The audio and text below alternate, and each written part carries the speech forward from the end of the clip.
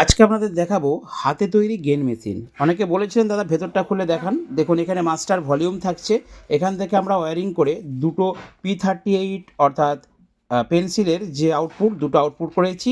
আর এখানে একটা বোর্ড আছে, ভালো কোয়ালিটির আইসি দেওয়া রয়েছে। আর এইখানে একটা ছোট্ট বিকট ট্রান্সফর্মার দিয়েছি।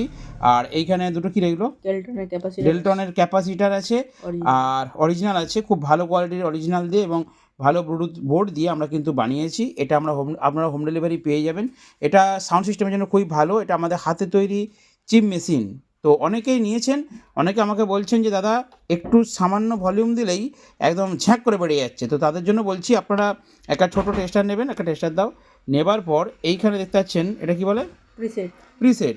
এই প্রিসেটটাকে আপনার প্রয়োজন মতো একটু কমিয়ে নেবেন। আসলে হয় কি, বিভিন্ন মেশিনে বিভিন্ন রকম গেন থাকে, তো আমরা একটু হাই করেই এটা ঠিক করি। আপনারা ওটাকে একটু কমিয়ে নেবেন প্রয়োজন মতো, তাহলে এটা সেটিং হয়ে যাবে। অর্ডার দিন তাড়াতাড়ি বন্ধুরা।